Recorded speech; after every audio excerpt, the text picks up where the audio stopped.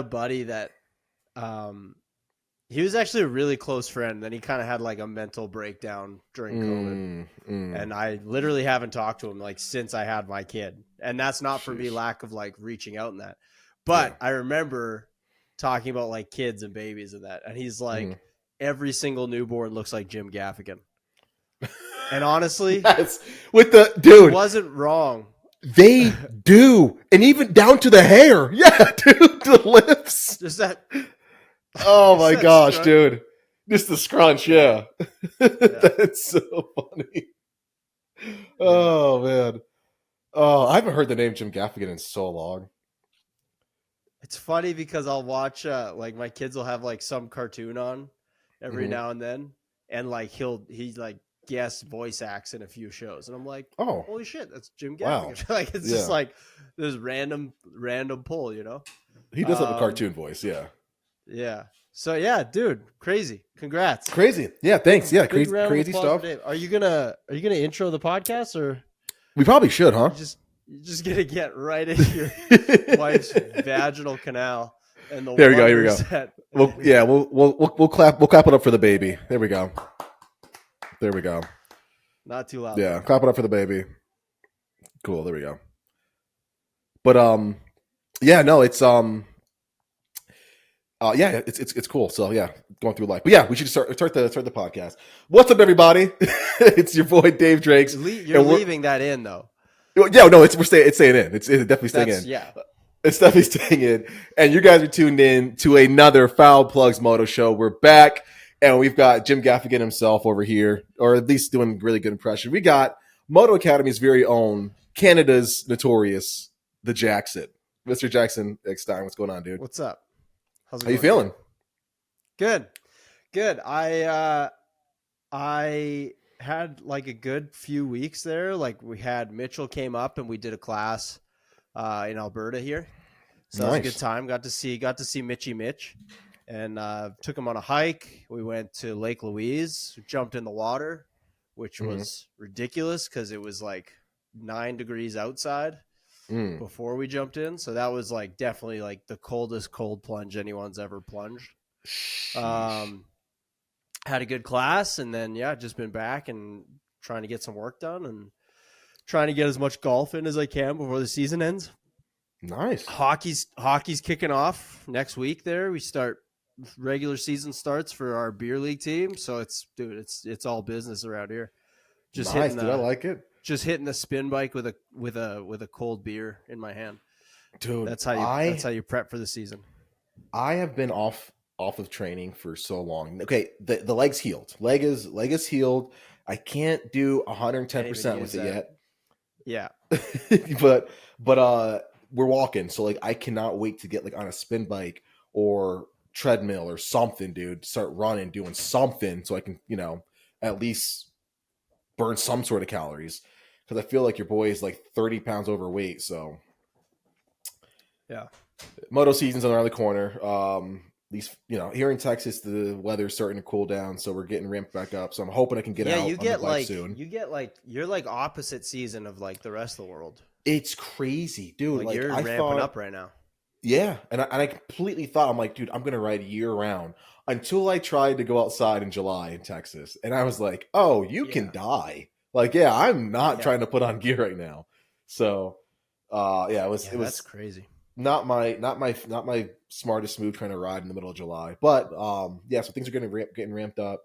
Want to start getting on a spin bike, start getting on a rower, and going for longer walks. What would be like your, like, of course we're gonna preach body positivity, but we're gonna fat shame a little bit. Oh, we got to, because we're realistic about it. But like, what would be your ideal weight? Like, if you picked a goal, and like, obviously, we're not gonna say like Brad Pitt Fight Club. That's gonna be Dave Drakes. Yeah. But like, you're a dad now, so like, what's a good dad bod size for you? What would you be happy with? I'm happiest when I'm around like 205, 207. Maybe if I even squeeze it up to like 215, I could be like, all right, we're feeling okay. Just like a comfortable thick. Still, dude. I have so much like muscle material, like not even saying I'm a super strong, like there's dudes who are 140 Yeah, pounds who could probably lift more than me, but I have so much like muscle, like mass, be it's it there. made, Yeah. yeah, it's there, effective or not, it's there. That like I don't know if I'll ever be able to like be like that 185 guy again, you know? Yeah. Like I No, don't ew. like high school weight, like I don't know if I'll ever be there again. However, yeah, dude, if I can get down to like 207, dude, I'd be like primo solid setup, which I did last year. I lost a bunch of weight last year, feeling good, training, riding, and then went home for Thanksgiving, and Oh yeah. dude, it's been steady Just increase ever one thing since. can just do it. You know, it's funny. Dude, seriously, My I had my brother's it's wedding crazy. on that cruise, and like so Absolutely crazy. that was my summer. Are we still connected? Yeah. We're Okay, connected. I got a spiral going. So, Gotcha. but yeah, I had like my brother's cruise wedding there this Hmm. September, and that was like my goal. Is like, let's hit my goal weight, let's look good, and I did. Yep. I was like, I was on a good trajectory with the gym and working out and stuff, dude. That cruise put me back a ways. Not Months. that I like, not that I like didn't still. I wasn't. It's not like I wasn't still active on it because, like, dude, we played basketball for like 5 hours Oh, a day. Like, yeah. we did so much activity, but like, you get used to just eating that much food every day, and then you come home and you're still like in that Yeah. routine of That. like, Yep. it's Yep. not 3 meals a day. It's like five, and they're Yes. huge, and they're not just like meals. They're like decadent meals. Like it's like Yes. experiences. And now I'm home, and it's getting cold, so like pasta season's here, and I'm just Mm. like, I'm afraid. I'm afraid for your boy because it's gonna take some determination to keep it on under lock and key there. But For sure. And I but told we're gonna myself do it. I will not be the fat frumpy dad with the beer belly and flip flops, just like No. resigning that's I can't. I can't Yeah. do that, dude. It's not gonna be, it's not me. No. So I'll kill yeah. myself before that happens. Oh, for sure. 100%. Dude, Dude, I'm not doing that. I might anyway because I haven't met too many people like 45 and up where I'm Yeah. like, dude, I want to be you. Like I'm good. Exactly. Yeah. I Not feel like happening, dude. 45. I feel like when people talk about like the life expectancy, it's like, dude, Mhm. back in the day when it was like 50, I think they had Yeah. it figured out. You know, they didn't overstay their welcome.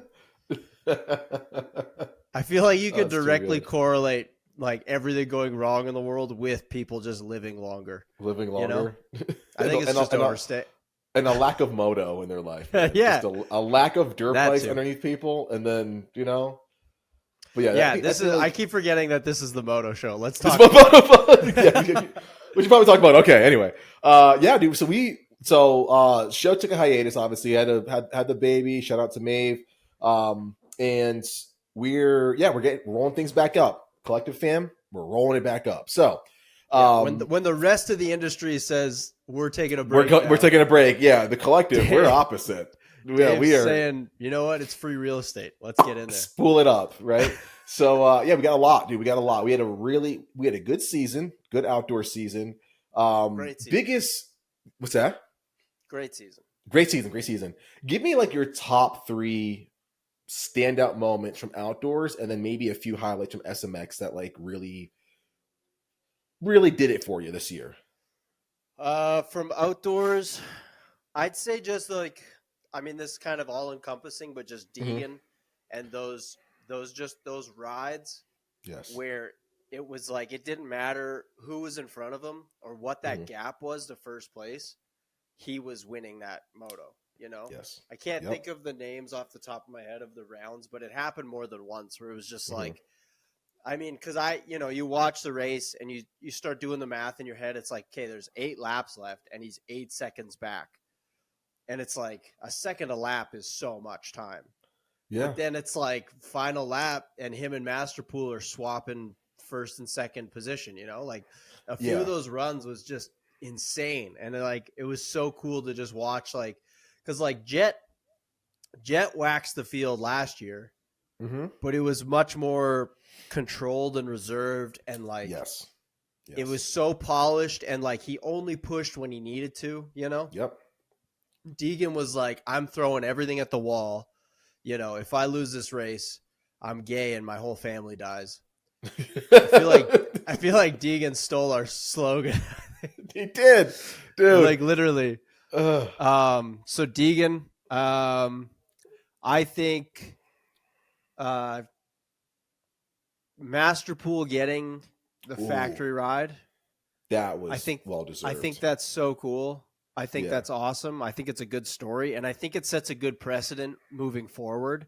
Yeah. That, you know what, if we have a spot to fill, maybe let's not bring up an underdeveloped 17-year-old and throw him on the factory bike to flounder in ninth place, which is great. Exactly. But he's hanging on for dear life, and he's a risk to himself and others, and he could take himself out of the sport early.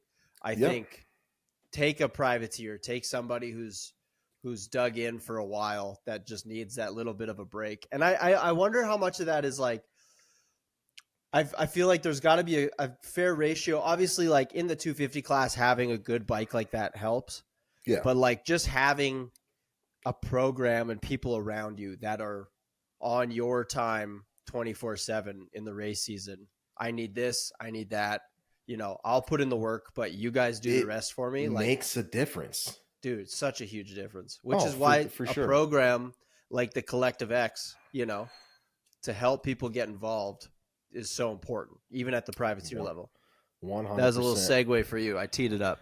And I thank you for that. And guys, I would be remiss if I did not mention that the Collective Experience is now open for our 2025 program. Yeah, it's here. It came quick. And guys, we're doing something incredible for our fan experience portion. Internship program, we'll talk about you in a second. Fan experience goers, because I know I have a lot of those out there. We are actually allowing you to bring a friend per each ticket that you buy. This way, you're able to enjoy the experience with family members, join in on the fun, and have that much more of an incredible experience. As always, you've got so much being thrown at this. This is overdone in terms of the amount of value you get. You guys are 100% getting so much out of it. And the privateers are being funded directly from this program. So you guys are having a vested interest in your favorite riders program in their racing career. Check it out at the Collective XP on Instagram, the Collective XP, Collective EX on Instagram, the collectivexp.com email. This has been a minute. We haven't done this in a minute. And for you internship goers, we also have some really cool things that I can't really announce right now. It's coming. I know you guys are sick of hearing that. It's coming. We got some cool perks that we're working with some new partners that are coming on board. So I'm really excited to get you guys hooked up. Check it out. We're open all of 25. We got some great riders for you guys to choose from, and we're going to make it happen for you. TheCollectiveXP.com. Let us hook you up. Jackson, you talked about Masterpool. Masterpool, 100%. I was so happy that kid got that ride. He has been a phenomenal talent. I don't know if people remember, but he had a seat with Star maybe like 2-3 years ago. Pulled the whole shit at Buds. We have that infamous picture. There were like videos and reels of that dude at his own private facility, absolutely on rails, and no one talked about it. No one talked about this dude. Are you near his facility at all? I think he's a little bit. His 956. Yeah, is that what it is? I think they're a little north of me. But a few of my buddies been there, like Pulley and a few others. And dude, we had a Mitchell hosted a class there with him. Did you like it? Yeah, he said it was really cool. Dude, Masterpool absolutely rips. And like you said, I'm glad they went for somebody who wasn't just like a 17-year-old kid winning all these brightest titles and blah blah blah. Masterpool knows hard work. When you have that chip on your shoulder, when you know hard work, you're going to deliver. And I hope more factory teams take notice of what Mitch did in signing somebody like a Masterpool and how he delivered almost immediately. The kid took maybe 1 or 2 races to get used to the bike, and he's up there battling for wins. Like, phenomenal job. And I mean, like, that guy absolutely rips. Even on a lesser, I don't want to say lesser, but like, dude, like Cody Schock on Club this year. Yeah, rode amazing. Like amazing. He had a great Supercross season. Yes, like he did. I'm glad that they're getting the chance that they deserve. Yes, those guys. I definitely agree. That was great. And you brought up a good point too with Deegan. So those two guys are definitely on my top 3. Like cool things for outdoors.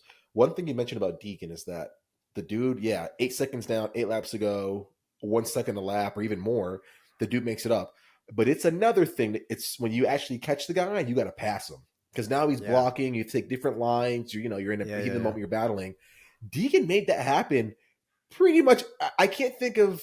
I'm sure it happened once or twice. There was one. I know there was one moto where Masterpool held him off. Yeah, until the end. I think that's when he got his first overall. But yeah, still, it's the fact that you're even showing the guy a wheel and like making like that was almost like the norm. Like he would catch you with a huge deficit, like battle with you and pass you. Like that is very difficult to do. I feel like that's one of those things where it's like, I feel like if you catch the guy. Mm-hmm. I feel like in everybody's head, it's like the pass is almost already made. And that's where somebody like a Jett last year in the undefeated season, that's what separates like the mental game, where even if someone did start to creep up on him, he's like, I'm fine. I'm sticking with my race. Yep. Where like, because like, there's spots around the track that they could obviously, spot Deegan when he's coming. And they would have seen it's like he's 2 corners back, and then 3 laps later it's like he's 1 corner back, and then 3 laps later it's like he's on my ass. Are you kidding me? Like I'm like riding the wheels off this thing, and I can't hold on any tighter. We're on minute 28. So it's like, dude, if he already caught me, then it's like he's way fat. Like you just, I think you kind of make the pass on yourself almost. It's like. Once you start hearing that star bike behind you, it just like everything kind of starts tensing up. Yeah. And it's a star bike behind you. They are not quiet. Oh, yeah. They have a very distinct sound. So yeah, no, that's like, you're absolutely right, man. That's definitely one. And like, I know like everyone's like, hypes up Deegan, but the kid deserves the hype, man. Like dude, he's 100%. Delivering on it as much as if you hate Deegan, like that's one thing, but you can't argue the kid delivers, man. He's given us phenomenal content, phenomenal racing. Like he's doing it, man. Yeah, that's one frustrating thing for me. I don't really understand why the fan base of the sport, like it might just be a vocal minority, but the people that still want to say that Deegan, his parents, it's because of his parents' money and his parents' influence in the sport. But it's like, it's not like we're just coming out of a grassroots era of the sport. Like factory kids and facility kids have been a thing for a long time now. Yeah, over 20 something years. Yeah. Yeah, so it's where like it's been prominent. To act like he's the first kid whose parents have money and pull in the sport is like, what are you talking about? Like so many other people have done a very similar program, a very similar, like trying to get to where Deegan's at. And they've also had advantages that Deegan's had. I'm not going to say that he didn't have them, but it's like, dude, that's not all the pieces of the puzzle. Like it's not, I don't know. Just when people start waxing poetic about how racing was, I feel like they're getting 40 years ago confused with like, 10 years ago.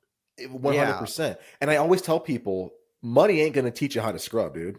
Like money is not going to get you, railing an outside berm, 4th gear tap, wheeling through whoops. If it did, that ain't money. Yeah, if it did, then all of those dentists at Glen Hellen on an open ride Sunday would be throwing down some heaters. Thursday at GH would be national level, dude. Come on. With their anodized factory hubs and KTMs. Are you kidding me? You don't think those dentists would be just pinging it off the rev limiter? No, sending it. Not. Yeah, exactly, dude. Money doesn't buy you that. Money doesn't buy you scrubbing up the face of freaking the catapult almost upside down and making passes on world champions. That's not, ain't money, dude. I will say, little plug for the Moto Academy. Get in there if you want to learn how to ride 100%. Like how you see the pros ride. But I will say AJ just tested, I think it was a 24 still, a 24 YZ250F. Yep. That had some work done to it. Yeah. And for all the preaching of, ride a gear high and smooth and consistent, dude, he did 2 laps on that thing and just off every jump. There's something about that Yamaha 250 that like you can tell that's where that thing loves to be ridden. And like from what I'm hearing is like the chassis is so light and flickable and very predictable ride that like have you ridden one yet? Yeah, I think I've ridden a 23 or 22, something like that. Phenomenal bike. Yeah. Really, really good bike. I haven't ridden one of the new 24s. I heard that it's a little bit neutered from the previous iteration, but yeah, I hope the 25 is better. Yeah. But the 24, I just needed some help. Like there was a weird gearing issue. Which I feel like you change gearing and mapping. Yeah. That's a pretty simple setup, you know. You definitely have like all the tools available to you to like fix it. Yeah. But specifically in like, because like the old ones, it lugged third gear like a 450, like that older generation, that kind of like 18 to 22 or whatever. Yeah. But like this one, you'd get stuck in between second and third, and second would wind out really quick. But I mean, like, people who know what they're doing, it's not much to make those things sing. Oh, and it's such a good platform too. So that's actually pretty cool. So actually this is a good point. We'll continue on with our top 3 from both series, but this is making me bring me up to a topic. A buddy of mine got his bike stolen a couple of weeks ago and ended up getting a check back from insurance. And went and picked up a brand new Triumph. He was kind of debating between the Yamaha and the Triumph. Yeah. He's kind of newer to the sport, getting into it. But like, you know, he felt like he test rode it and he felt like it was very balanced, which inspired confidence for him, which is huge in our sport. Obviously, you feel confident, you tend to go fast, you feel more confident in your positioning, you want to ride better, ride more soundly, and all that other stuff. So he got that bike, and when we were talking to him, he was like, man, the Triumph's like 10.9, the Yamaha probably can get for like 9 out the door, or 9.5 or something like that. And he was like, man, the Suzuki, they're offering me like, hey, here's a 22 or 23 for like 5,200. Yeah. And, you know, and like, we'll give you a pipe and graphics, and you need tires, we'll give you tires. And I was like, buddy, honestly, that's no kidding. Not a bad deal, dude. You keep $6,000 in your pocket, you know? We talked about that. We've talked about that before because Jamie, a few years ago, when he bought his banana bike, he got, I think it was a year old 450 when he got it. This would have been 2022 or 23. He got a 22 in 2023, and literally it was like not even 5,400 out the door, and it wasn't even like a full calendar year old. And that was the discussion was like, now what would you do if you had, $9,000? Would you go buy a new bike right off the showroom floor, or would you buy a Suzuki and put the rest of that money into it to make it, a factory Suzuki? And you really wouldn't have to do a pipe, some bracing here and there, good suspension. Yeah. Look at Kenny. Kenny's out there racing against the best bikes in the world, dude. And the kid is still whole shots, still winning heats, and still like, come on, dude. And for 99% of the population, dude, the bike don't make is it not different. Holding you back. The bike is not holding you back. It's not. I guarantee you, it's your elbows down and you're looking down the front fender. Yeah, you can goon it up on just about anything. Exactly. Because I was literally thinking about it. I was like, man, if I had like 50, most people can sell their old bike, throw an extra couple $100, and there's your brand new Suzuki, brand new 2023, 2024. Okay, here's my question to you, though. Yeah. You get a Suzuki, all right? That's the route you go. Yep. What throwback Suzuki graphics kit are you putting on that bad boy? I already know this.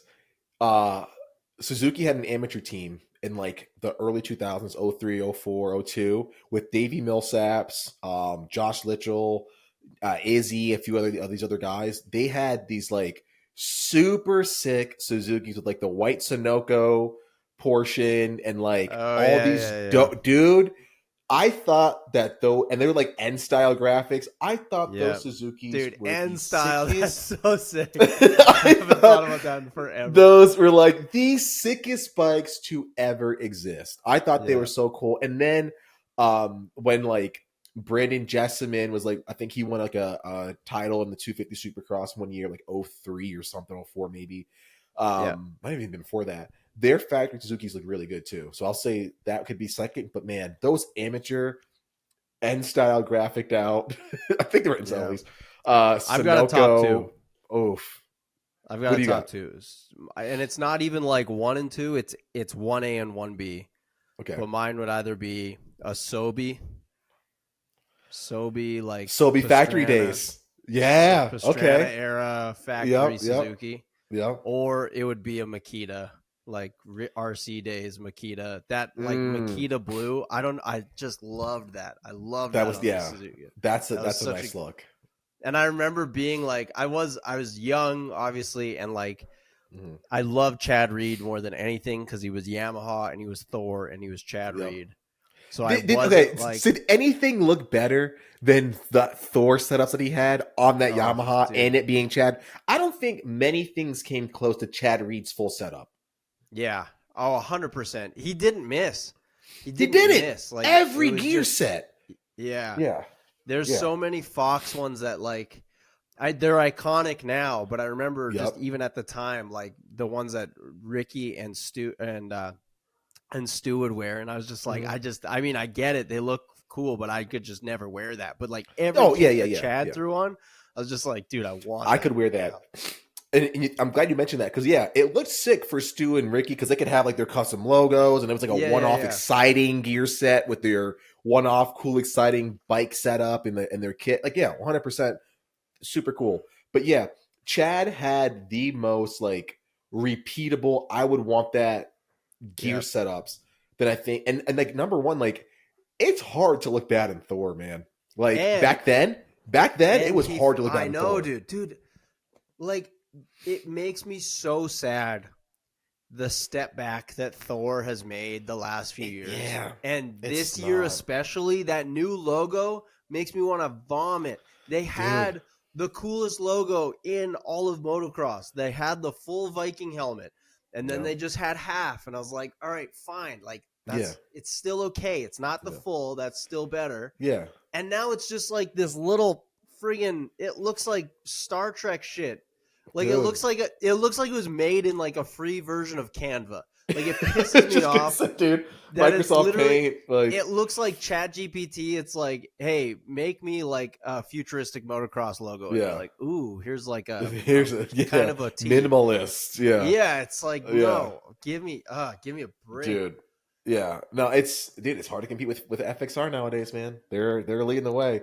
But dude, the Thor, they had it. They had the game on lock. Not to mention, not only did they have the dopest like gear setup back then, their Thor commercials. Do you remember the that? Oh, I saw my mind exploded when I saw those. Yeah, freaking because I mean, Reed and Josh Hansen, Reed and Nate Adams, Target logo era Nate Adams. Are you kidding me? Insane. Okay, so I have a question for you. Yeah, what's up? We're heading into 2025. Okay. Netflix has decided this isn't really happening, but we're just gonna pretend. Netflix has decided, okay, you got $1 billion for a Drive to Survive style Supercross show. You got to give me 3 riders you're following and 3 teams that you're following for the 2025 season from SX through SMX. And we'll go back and forth. Is it going to be different?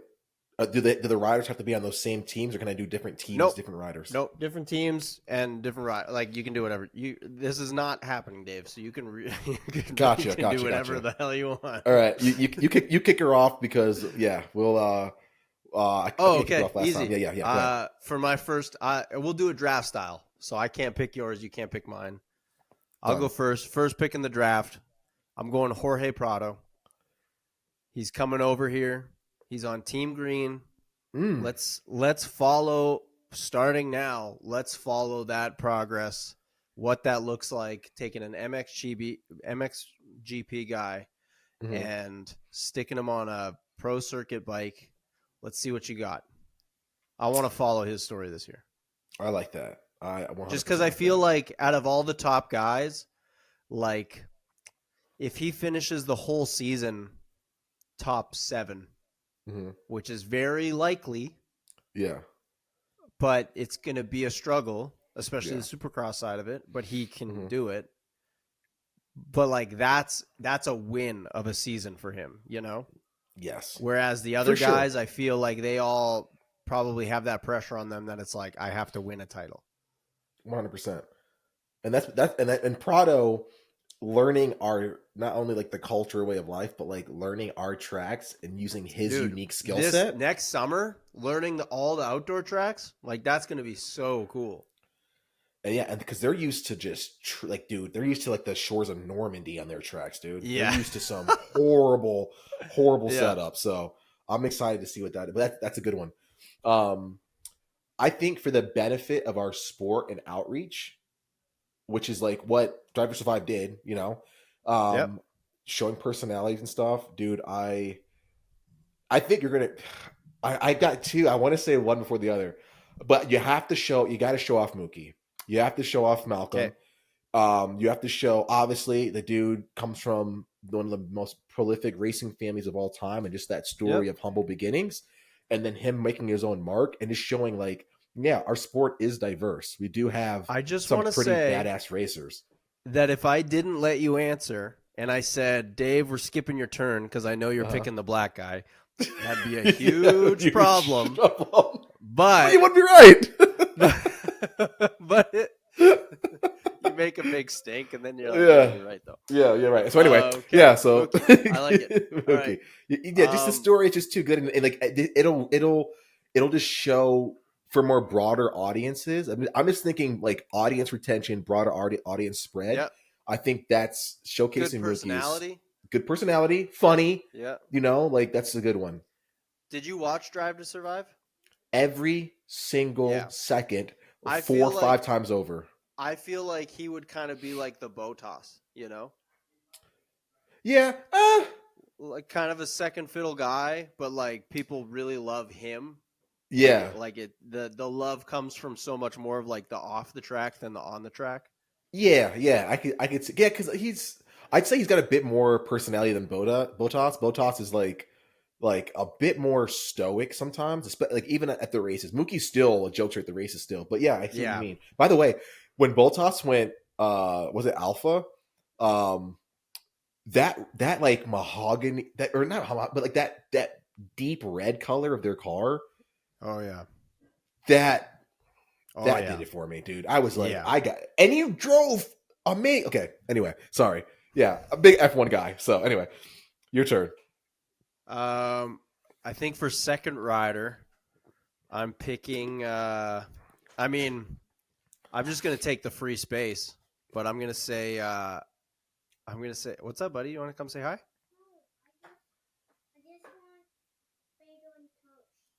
You want a bagel and toast? Oh, that sounds good, dude. I'll be right up, okay, buddy? That sounds good. I'm going to take the free space. Mm-hmm. I'm going to say Hayden Deegan. I'm going to say follow the kid that hasn't won the Supercross title yet. You know, the prodigal son. You know, everything's been handed to him. Blah blah blah. Mm-hmm. But no, you can't buy a Supercross title. So let's see him go out there and I think he's going to win it going away. But I think that's the next step. I like that. Mine, very obvious, pretty much the Danny Rick of motocross. Got to pick Aaron Plessinger. I think he is too much of a personality, too much fanfare, and I was oscillating between him and Mookie. So like, if I didn't pick Mickey, it would have been Plessinger. But like, just the dude is so chill and just across the board so exciting to watch ride. He's fun in the pits. He's fun off the track. All the fans love him. Like. Dude, we hung out with him at a race, and dude is so freaking cool, man. So chill to everybody. Has stories about everything. You'd be remiss to not have him be like one of the top guys to carry the show through, like Danny Rick did. And nobody has a bad word to say about him. No, exactly. Races it clean, and when you win, you took dude's money that night, and they're coming up to you going, "Dude, I'm so stoked for you." You're a good everybody person. could not be more happy. They could not be more. Dude, everyone dropping their bikes and hugging them and stuff. Like, dude, that's amazing. So, yeah, I got to pick that guy. My third pick, and you know what? This is because you need a villain. You need a bad guy. You need someone divisive. You need someone that's going to stir the pot. You're gonna need Justin Barcia in there. Ooh, he's good on camera. Yes, good personality. Yep. I just want to see more Barcia. I love Barcia. I've loved him since that kickstart part when he's just bouncing off the rev limiter on Barcia's that Geico 250. Good one. Barcia's a good one. Barcia's my third and final pick for Drive to Survive season 1. And it would literally be Drive to Survive because you have to survive. Because literally you have to survive, yeah. Man. I would probably say, and again, I'm so torn because there's so many freaking. You know what the problem is? We're too close to like the industry to the point where like we know to like we know like everyone's super cool, you know? Yeah. And like that's part of me wants to say Shimoda just to showcase that young kid coming overseas and like he's 100%. talented. He's crazy talented on the bike. Like I don't know, like when he was training with Way in Michigan and had like that wheelie scrub over the roller, that shut down the internet for like, and that was just a regular like, oh yeah, I was just trying to get over the bike and wheelie. That shut us down for a week, dude. Yeah, they talked about that in the broadcast. I feel like and that was just like him, just riding. I feel like the language barrier, which is like going away rapidly, is like the only thing holding back people seeing how much of a personality he is. Because like the few times he's like been caught on a hot mic and stuff, like not, it's starting to come that he's getting the language down. And his actual personality is starting to come out. So to see that like blossom in real time would be awesome. That'd be 100%. Dude, those six riders, a full season of like all access content. Like, how do you not grow the sport exponentially? And why do we have to be the ones here to pitch this idea into the air, into the ether? Just we're on the internet, which is just a loud room of everybody talking, and we're screaming in the corner, and no one can hear us. And why is this us, Dave? Why are we cursed with these good ideas and this knowledge? With the good and this genius, just the burden of genius, just weighs heavy on our shoulders. You think of how many just like network executives and all these people just don't have good ideas, and they can't put this together. Come on, 100%. Do better. No, we're going to get another season of The Masked Singer, and I'm going to put a gun in my mouth because culture is dead. One more after entertainment is over. I'm going to kill somebody. And the election's rigged, and life doesn't mean anything anymore. We've got the Costco guys on Instagram blowing up. We've got the Rizzler, who's not going to see the age of 9. We've got. Thank you. What are we doing, Dave? What is this life? What is this world? Is it, dude? Why can't we get Joe Shimoda on a Netflix special? Special. Yeah, we got another TikTok dance this week, but no Joe Shimoda on a special, man. Give me a break. So, yeah, it's crazy. But, hey, such is life. No, that was good. If I had to do, like, a bonus, like, I would want them to, like, put the mic on, like, a satellite team, you know, like a PRMX team or, like, a Moto Academy. Just to like showcase maybe not the rider, but like the team dynamics, just to showcase like, oh, there's levels to this sport. Like they are different. Yeah. Give him like a Greco who's driving across state line with this pet raccoon, you know, like that would be pretty epic. Yeah. I want the mic'd up interview of the team owner of a privateer team when he goes home to his wife and she has to ask like how things went and if they made any money this weekend, and I want to hear how he spins that. That's what I want. I want to hear that gaslighting masterclass that he puts on to and say how that, now you have to explain to your wife why your kid doesn't really need braces. Yeah, that's gonna be great. you spin that. It looks fine. Sweetheart. It builds character. It builds character. Stop buying corn on the cob. Stop. Like he can't eat it. can't evenly get a bite. Just get it in the can. Lots of people pouring out of the can. Stop with these finger foods. He has to like delicately pick off the bone. It's not gonna work. It's not gonna work. Oh, Stick dude, with your hearty meats, your potatoes, things he can dude, handle. Cream corn. I have heard some of those conversations at times, and then I'm like, geez, dude. Privateer teams do not get enough credit for like all of the stuff that they like. It's wild, absolutely wild. So, yeah, that would be hilarious. And it's like I want that just on record so I can show my wife and be like, "See, look, our situation isn't that bad. Look, it's way better." Exactly, they're trying to run a race team. Exactly, they have no idea what they're doing.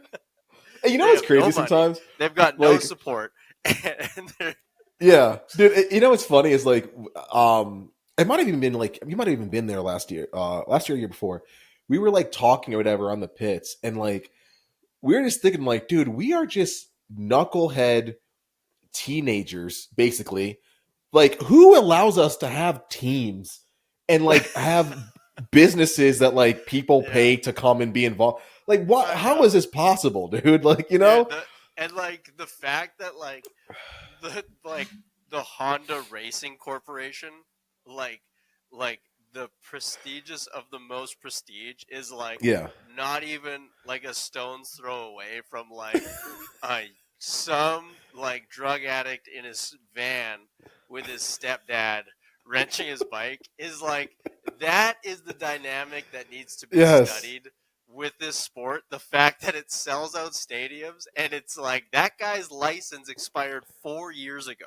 Like it's like what do we like what he legally can't drive on the road after 9 o'clock and he is like putting on a show for thousands. Like, for thousands.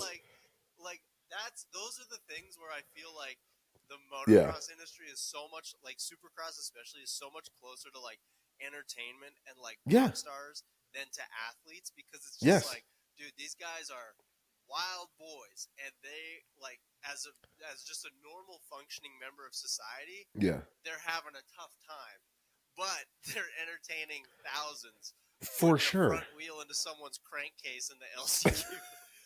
Dude, it's wild shit.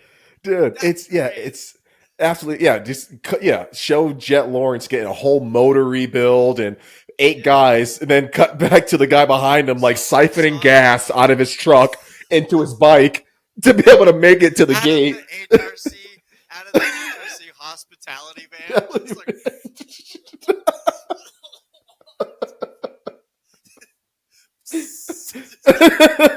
trying to get a laminar flow so that they can make it to the next round. Dude, it's crazy. And that's what our sport is. And that's what our sport is. It's so beautiful. Oh, my gosh. Oh, man. Yeah. What is our sport? Could you imagine the equivalent of that at an F1 event? Like take the lowest tier F1 event and introduce them to Logan Carnow and explain his OnlyFans sponsorship. And they would be like, "What? Like, what is this sport? Like, what and you guys are on TV. Oh, okay. Wow. Yeah. Well, kind of. You gotta have 3 different subscriptions. But oh my gosh. And hey, I'm not. That is not in any way throwing shade at Logan Carnow. Oh no, we love Carnow, dude. We love Carnow. Bring it into the sport. Dude, I am a Carnow diehard fan, dude. Like which is another thing. So like, a few of my guys are OnlyFans sponsored, and Mary will find OnlyFans because they'll be like, "Hey, here's a T-shirt, whatever." She finds OnlyFans T-shirts just in the laundry, and she's like, "Are you subscribed to some like?" Yeah, right. She's like, "Get them out of here." Like, you know how much OnlyFans subscription you'd need for them to send you a free T-shirt? Like, dude, she's not just like, not just like, are you subscribed to one? She's like, are you rolling? I think this is a problem. Exactly. Just some single mom in South Florida, just paying for all of her freaking kids' tuition. Just a bunch. I'm just box bankroll with someone's fruit roll up addiction. for their 8-year-old kid. Just, dude, I'm stacking her fridge with Go-Gurts right now. It's crazy. Oh goodness. So yeah, dirt bikes. So give me one more standout from outdoors, and then we'll kind of touch on SMX and then move on from there. But yeah, I haven't had a chance to I'm gonna talk about the guy. Like I'm still just talking about the guys that everybody talks about. But I was happy for Chase that he got another title. Yeah. And the reason is, I think titles are all about windows Mm-hmm. and who you end up racing against. And like I feel like Sexton is very much the Chad Reed of this era, as far as the fact that he had to race prime Eli Tomac and now prime Jett Lawrence. And Hunter. He gets lost in the shuffle of like Rushmore conversations, but dude, like Ricky, prime Stu, he raced both of those, went toe to toe, and won titles in those eras, and that's crazy. And yes, it takes some luck, but you got to be in it to win it. Yeah. And Sexton getting that title, I'm the first to admit, I thought him jumping ship to KTM was bold, to say the least. Like at minimum, it was bold to go kind of in your prime winning timeline to switch not just manufacturers, but like complete programs. Like now you're on a steel bike, like that's like, it's not just switching from, Yamaha to Kawasaki and having to learn a different program. This is a different steed. Yes. So for him to jump ship and then be able to like hold it down, put in a consistent 22 motos, come away with the title, I'm super happy for him. I'm gonna go on record and say that I hope he enjoyed it, because that's his last title. I'm gonna say that. I don't see it happening again. Yeah. But I'm glad it did happen. Yeah, no, for sure. It was a hard fought like battle, and like it was cool because not only did Jett not being there like kind of give Chase some confidence and stuff like that, but Chase going faster elevated Hunter too. So like there was like a domino effect of like it just kind of elevated everyone's game, having like it's almost like teacher steps out of the room for a little bit, you guys can kind of start acting up a little bit, and Hunter went faster. Look at Cooper. Justin Cooper went faster. Like he was up there making some noise. And like one thing for me is like I guess my third would be the battles that happened 4th through 10th were really good. I know we highlighted a lot with the Sexton versus Hunter. Right? Who's gonna finish like exactly. It's so crazy. Like recently we posted a clip on the Moto Academy Insta, and AJ proclaimed like from Jett's moto chasing down Eli and throwing that insane scrub to pass him at the final SMX round, Yeah. And kind of just like I commented that, or I said that it's like, especially with like Eli, because like at SMX they were running like the leader lights on the doors. Yeah. And Jett throws that scrub to pass Eli, and the lights go on Jett's bike. And it was like, it was the most literal version of a passing of a torch that we could do, Yep. So like, and AJ said in the clip, like he did a voiceover of that clip, and he said like, I'm just gonna say it, Jett's the best to ever ride a bike. Like he's just, and that's AJ's opinion. And here's the thing, people immediately, the argument starts. It's like people want to argue about their favorite rider when they were a kid and titles and all of these other things. But I feel like I don't know, dude. Like it's just like I don't know how you beat that. I don't know. It's tough. It really is tough. But I don't know. That's a bold statement, Cotton. Bold statement coming from AJ Cat, which is he's right with him.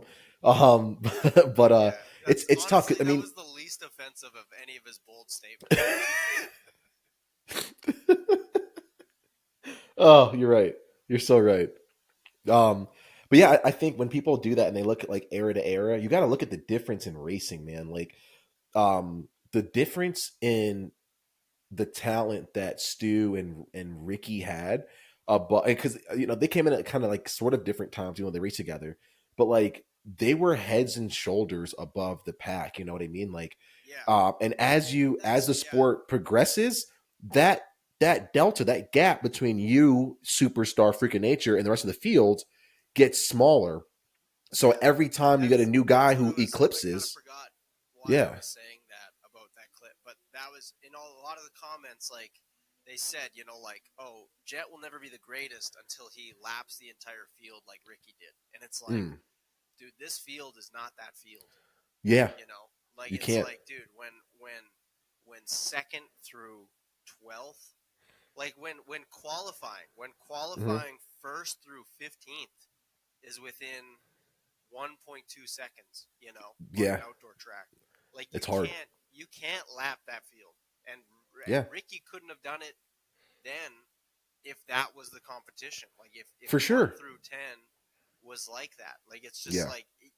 like people say about like you can't compare eras and this and that, and it's like, no, but you can. You can compare what their competition was. Yeah, our sport's not the same that it used to be. I mean, like we talked about it, a couple weeks ago. Like we don't have privateers top 5 we don't have Tyler Evanses anymore, and Sean Hamlin's. Like we don't have that. So, we have Phil sport's Nicoletti. Different. That's the We have closest Nicoletti's. We have. Yeah, that's true. Oh my god, I'm gonna chop my nose off, dude. Who do you think the next Nicoletti is? Because like we gotta find a new one this season. So who is gonna be like a cantankerous, like angry old curmudgeon? Yeah.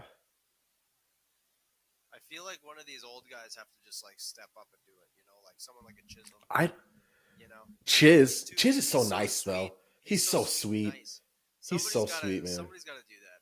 I feel like out of the current crop of like top riders, I feel like Anderson could be that person. Well, who would have been really good for it is like A-Ray would have been really good for that. Oh yeah. A-Ray would have been a really good Phil Nicoletti. And in that same vein, Cade kind of is an old man, dude. Cade operates like an old man sometimes. So Cade might be that dude. Little nugget about our friend Cade Clayson. He might be.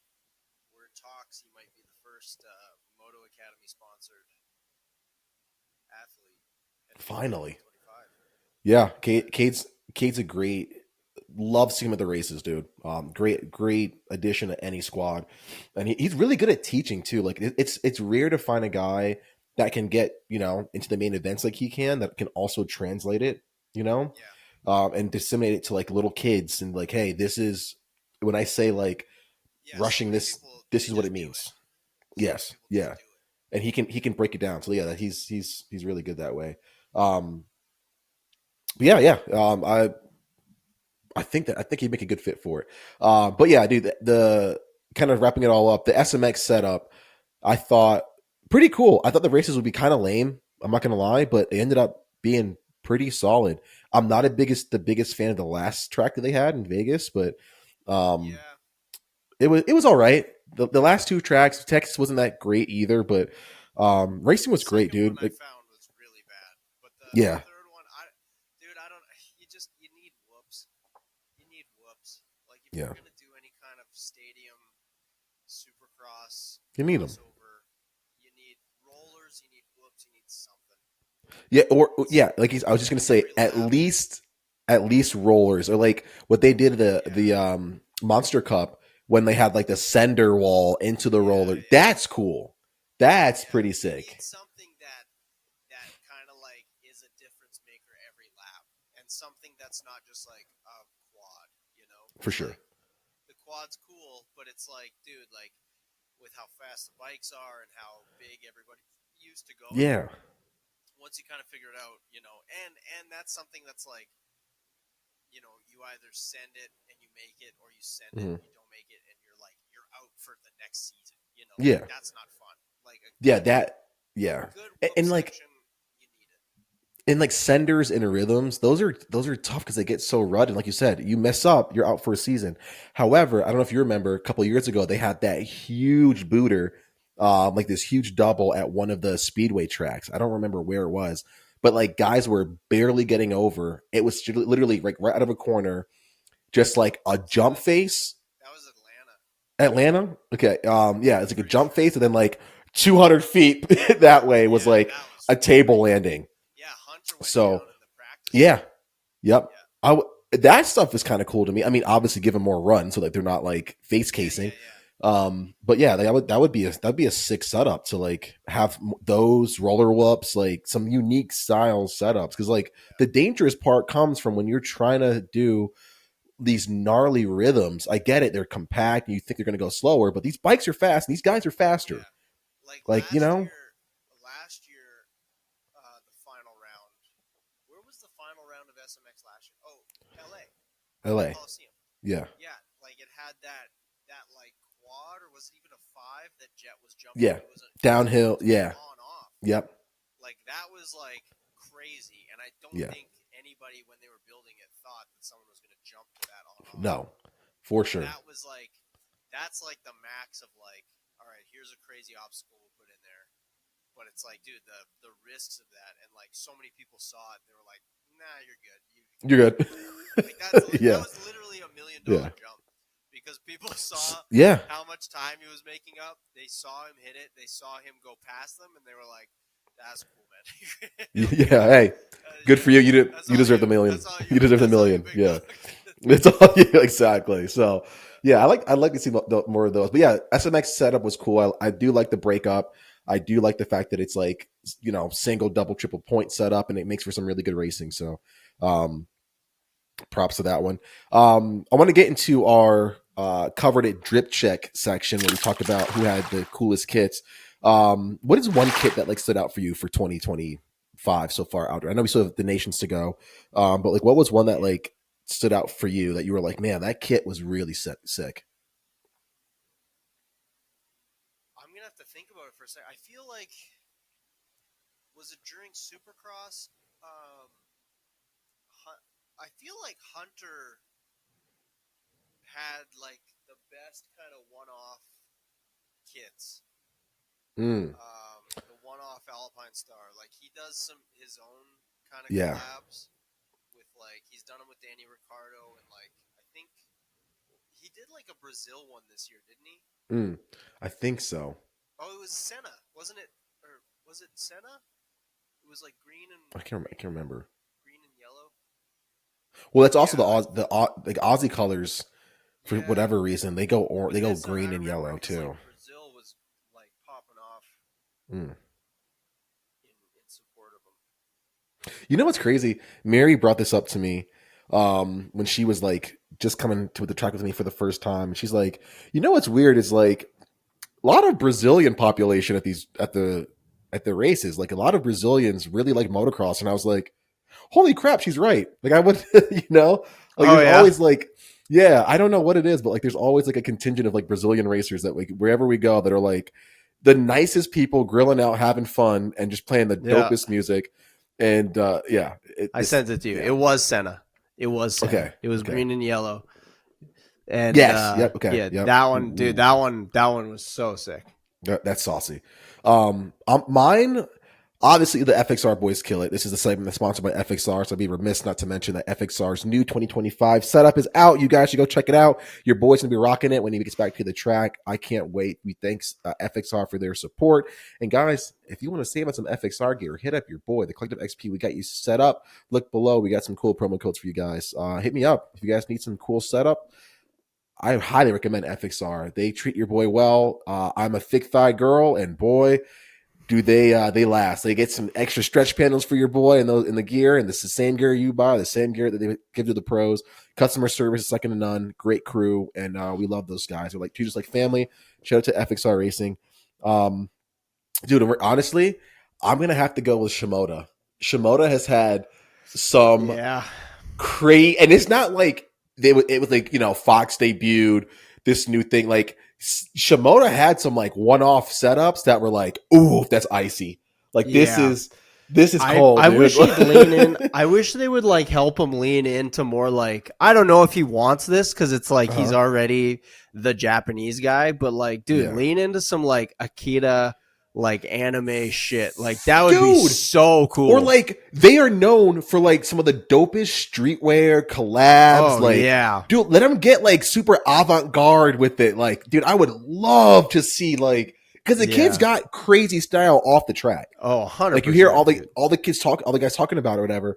And like, dude, you know he could just be so drippy in some setups off like I'm gonna give the runner up for me anyway, dude. Seeing all the Fox riders at Loretta's kitted out in that like throwback Fox setup was so cool. The orange and yellow. The red and yellow. Yep. Dude, if they released that, I would have copped immediately. Those that stuff looks so good, but I don't think they ever actually came out with any of it, which is kind of a bummer.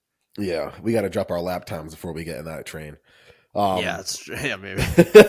But yeah, no, that was sick. Dude. I'm really happy that like people are starting to put the gear company starting to put pride behind like their setups. Like it's really really cool to see like like again like FXR, Fox, Alpine Star really doing some cool unique things. Yeah, that to me is pretty freaking stellar. So okay? Let's do this. Let's finish off this episode with burning some bridges. Which is your least favorite gear that like every year it comes out and you're just like, what are you doing? Like who is this for? Like what it for me, I can start off. I don't mind this, but like, dude, Fly, like I was a Fly fan when I was a kid because David Villeman ran Fly. Yeah. And I was a big Cobra fan. Still am. I haven't heard that name in for dude. Villeman. You know what? The last time I like clocked Villeman was when he rode for that Buku Honda squad. That was wild. Yeah, dude. I remember like, dude, those bar to bar DVDs. I burnt my disc player out watching those. And like, dude, the round in Phoenix where like him and it was Chad Reed and Kevin Windham. It was the 2004. RC was out fixing his knee. And Chad Reed, that's when he got his first Supercross title. And Villeman and Ferry were on Chad Reed's team. And like opening lap, David Villeman punted Windham so far off the track on like the opening lap that it was like I think he got a penalty for it for like team tactics because like it was so unnecessary and flagrant. And from then on, I was like, dude, I love David Villeman. And he also ran the shark fin on his helmet forever. Yes, forever. And I thought that was so sick. But like, dude, Fly the last like, dude, since I got back into the sport like a couple years ago, I feel like their stuff is just like. It is for the most like conservative Christian. Do not piss off the white money in this sport. Like it is loose fitting.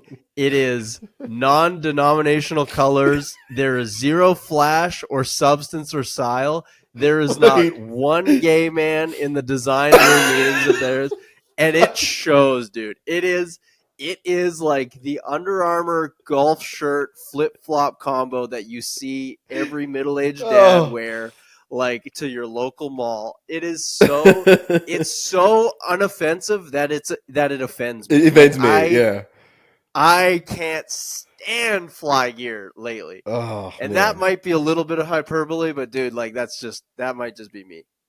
Oh my gosh. Okay. Mine, like I like what they do for the sport, and like they always offer a really good entry level price. So I'm a fan of the fact that they offer discount, like not to say discount, but like cheaper options for people to get in, and they do support a lot of riders, and I love them for that. But dude, can I guess? Yes, is it O'Neill? O'Neill gear, dude. O'Neill. There's some designs that I'm like. Clear, are they trying to go out of business? Like, are they like what? Like, I feel like they make gear for like weekend quad dragster riders in like the Everglades Dude, yeah. that just buy the jersey and just like the blue jeans. They make Ugh. gear for the guys that are like Starks are gay and two strokes rule, man. Like that. Yeah. That's who O'Neill's. But like you buy that gear setup and you wear it for 10 years, like that's the guy. Yeah, like, dude. You get 9 times out of 10, if you see Yeah. a guy rocking O'Neill gear, he's not even wearing a jersey, he's wearing a t-shirt. It's like dude. O'Neill, it's like a normal O'Neill gear setup is like yeah. helmet, which I would never trust Never. O'Neill helmet, black O'Neill pants, a Carhartt t-shirt, and work boots. That's like that's O'Neill. That's dude. Like O'Neill used to be. Yeah, we love you, A-Ray. O'Neill used to be like I had O'Neill stuff back in the day, dude. Like so, I've been a customer. Like I like their stuff. They had these white boots. I don't know what they were freaking called, but they had boots one year that were so good. My dad is a cheap Caribbean man. He's not buying two of anything. We like these boots so much. He bought two on the same day. Unheard of, dude. And like they were sick. Like he treated it like food. He was like, "That's good. I'll have Dude, another." seriously, like they were so like, and like we had their gloves. Yeah, dude, it's wild. Their stuff was good, but like lately, I'm like, man, what are we? And I keep seeing riders are like, yeah, I'm so stoked you just signed with O'Neill, and I'm like, blink twice if they're forcing you, dude. Like, what? Oh my gosh, But like, I do like the way that they do support the sport, and which I love. So shout out to O'Neill. To do more than any other gear company, as far as like yes. Like moto influencers, YouTubers, like the yes. bar of what following you need to have to get yes. an O'Neill throwing some bones your way is very yes. good. That's awesome. For sure. More of that. But dude, like I will never. I remember like when I won my trip giveaway with AJ. Yeah. That was his sponsor at the time. Oh yeah. They sent him like that was part of the trip giveaway. Is like free head to toe setup gear. Yeah. I don't think I've worn it since. Like it is. I gave him my sizes. They were. Yeah. He's like, "What size is your gear?" Mm-hmm. And I was like, "Well, I mean, if it's like tight fitting, a large, but if it's like looser stuff, a medium in a jersey and like 32 pants, dude, I am swimming in this shit. I feel like when I put it on, I feel like I'm 8 years old, and I was like supposed in my daddy's gear. Yeah, and my dad's like, you come to work, and I'm like, no, I washed my pants last night. They're not dry. He's like, you're wearing my pants. Like that's what it feels like. Yeah. Stuff on. I feel like one of the Lost Boys in Peter Pan. Like it's just like, well, whatever. Oh, what we're wearing. Dude, yeah. I hope this. I want to see like all the gear companies come up with bangers to the point where you walk into a dealership and you're like, I can't possibly. They're all so sick. Like I miss those days. What bugs me about the fly stuff. I'm going back to the fly thing, but like, dude, Thor like 2 years ago came out with that minimal gear that was like Deegan wore it like a ton in his rookie season outdoors, where it's like it's all blue and it had like just the white stripe across that like kind of pixelated and faded. Yep, dude. It looks so clean. It looks so good. But like Fly will just have like a white jersey with red sleeves with like a rectangle that just says Fly. Fly. Like what? Like did you make this in Microsoft Paint? Like I don't understand. Yeah. And back to O'Neill, the saving grace under that company is the fact that under their umbrella is they brought back One Industries. So yes, at least that's sick. Thank you, O'Neill. Yeah. Swag back, and little insider alert for you: they're bringing the helmets back too. Ooh, dude, I had one. They were the helmet to have for a little. They had a grip on the Industry's neck for a minute. So cool. They were sick. I think like it was so cool that they had J Law, didn't they? Yeah, and they had, and bike graphics. Like it was yes. They were like, we're gear, we're helmets, and we're bike graphics. We're first. Yeah, dude, they were solid. They were solid company. So like yeah, that was. We'll have to keep doing that. That discussion of like you pick a manufacturer and what if you were to like what graphics era are you going with them? I think Yeah, we'll do that. Well, so this will be a weekly thing. So yeah, if you guys are still listening to this point in, which is probably just my mom, dude, right. shout out Mama Drakes. That's shout out Mama Drakes. We'll do that. We'll do that segment every single week moving forward. Jackson, I would be remiss if we did not do our power rankings for our top 3 for Des Nations this week. We've got a lot of buddies going over there. The Big MX guys, FXR guys. There's a ton of people that we know are going over there. Who do you think is going to take the Chamberlain Trophy home, man? Like, who is going to be the team that really does it? I think that I'm gonna for my podium. I'm going. I think I gotta go French, number 1. Same. I think it's just too hard to bet against like Gajser and like those guys that just do it every year, Yeah. So I'm going French first. I think that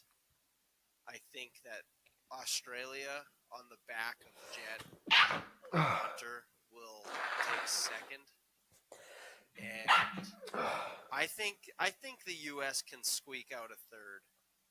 But I don't think it's going to be coming from them straight up like beating anybody in one race. I think it'll just be like consistent like 3rd to 6th scores, Yeah.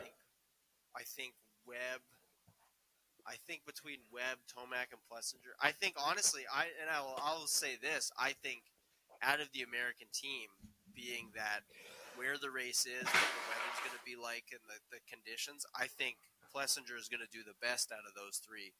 I think he's going to get a start. I think he's going to run up front with the big boys, and I think he's going to hang around just long enough to like get a top 5. I think the U.S. could get 3rd, but I think I would also not be surprised if the Netherlands knocks off any of those 3 that I mentioned. So I would say, dude, oh my God, I'm gonna throw something. I think France, Australia, Netherlands are like a solid pick. The US, I put us top 5. It's just our focus. Our focus is Supercross. We're not outdoor specialists anymore, Yeah, and I think that there's 2 ways to look at it as far as like the American team, like other than Plessinger, like those other 2 guys didn't know they were going until a couple weeks ago. So there might just be like kind of a caution to the wind, like motto with that team, where they're just like, who cares? Like, we're here, let's have some fun, and maybe their best riding will come out of that kind of attitude. Yeah. But I also think that they'll also be like, Webb will get like through 20 minutes of like rev limiting out a 250F and be like, dude, I'm exhausted. I'm exhausted. Yeah. Yeah. There some of my favorite Yamaha 250 moments were Webb and Martin defending their titles. Those guys made me want to go buy a Yamaha before it was cool to own a Yamaha. Because like it was always cool to own a Yamaha. Don't even. Well, no, dude. Back then, I had an 09 YZ450 up until 2019, dude. Like I was, no way, dude. I'm not kidding. I loved Yamis, but I'm saying like those bikes, they weren't the cool bike to own. They weren't fast. They weren't fast when Webb was winning. Yeah, they like the cool bike was like, oh, I'm gonna go buy the new KTM or whatever. But like, it made you want to buy Honda with the 2 pipes. It was always something flashier out there for sure. So I think that. But yeah, 100%. I think it's gonna be France, Australia, Netherlands, and then top 5 for those guys. What time are the races for us here? Someone posted it. I gotta make my way through social to be able to see, but I can't. Is it next weekend? No, I think it's this weekend. Is it this weekend? Yeah, yeah. Everyone's already landed in London. Yeah. Well, let's look up. This is what we'll do. We'll find out the time, and because it's over 2 days, right? Correct. Yeah. Yep. Okay. Qualifying and then we'll figure out the times. And hey, you know what? It might just line up with your weird new baby sleep schedule. And could be, dude. I'm game if you're game for going live at 2 a.m. Let's go, dude. We could do one moto on your YouTube and one moto inside the Moto Academy app. 100%. Yeah, I love that, dude. That'd be fun. I'm down for it. Let's make it happen. A couple brews going, and we'll get set up. Jackson, this has been fun. We are gonna do this every single week. We're back. Now that I've got a good cadence of things, we're making it happen. I gotta give a huge shout out to all of the great people who supported us in 2024. We're going to be coming out with a bang in 2025. All of the teams, all of the sponsors, FXR, Overshare Advice and Planning, EVS, Flow Vision Goggles, Rip and Ruts, Surgeon Limited, the Speed and Sport Adventure Touring, MX is for Jesus, Send It for Jesus, Team Faith. There's all these people that are always like supporting us and helping us. I would be remiss if I did not mention the Moto Academy and all of the great staff, the fun that we have in the app, guys. If you are not in the app, you're missing out on one of the best parts of our sport, dude. Like, it literally building family. It's so much fun. There's so many cool features. Jackson and the boys do a phenomenal job of making it constantly interactive, constantly evolving and being better. And the community is second to none. I'm not getting paid by them quite yet. But like, we have so much fun that like you want to be a part of it. So shout out to Jackson and the boys. Get inside the app. The app, you will never ever, I will put a guarantee out there that you'll never go to a track right now in the US, pretty soon in the world, and feel like, oh, I'm the only one here who feels this way about something. Like, dude, the community in there is so strong, and everybody it's who's so like good. Stuck with the Moto Academy and been inside the app and like really put their foot forward to be a part of the community. Like, Moto is what brought us all in there, but it's really the last thing on everyone's mind as far as just like the friendships and the family that's built in there is such a strong feeling. And it's, I feel like as everything else that you could kind of do on your phone, as far as like apps and things to look at and be involved in, like there's so much more, it's just getting more and more alienating. And this really is it is a community in the truest sense of the word, that it's just a group of like-minded people all progressing and building together and supporting 100%. Each other. And yeah, it's really awesome. So get in the app. It's phenomenal. Please. And for every person's in the app, remember, you guys get a ton of different discounts with the collective. So all of you guys save huge if you want to go to the races. And don't forget, guys, you're allowed to bring a friend this year for all of the collective programs. So check it out. It's going to be awesome. Thank you to our amazing sponsors. Thank you to Jackson. You guys are going to see his face continuously.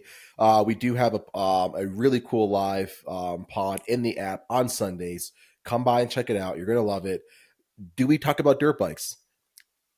Kinda. If we get to it. But you're going to have fun. You're going to have fun. If it comes up. We don't avoid it. But exactly. Literally, these podcasts and these companies that we're literally building, they're just excuses for all of us to talk to each other on a regular basis. Yeah. That's all it is. The collective, Moto Academy, Jackson's deals. Yeah, they're literally just excuses. We just want to talk to each other. So we get to talk. It's not about exactly. So thank you guys for tuning in. Remember to hit the subscribe button, share with your friends and family. The more that you guys help support us, the more that we can do for the sport, continue to help privateers out. And Jackson, we'll see you soon, guys. Thanks for tuning in. We will see you on the next one.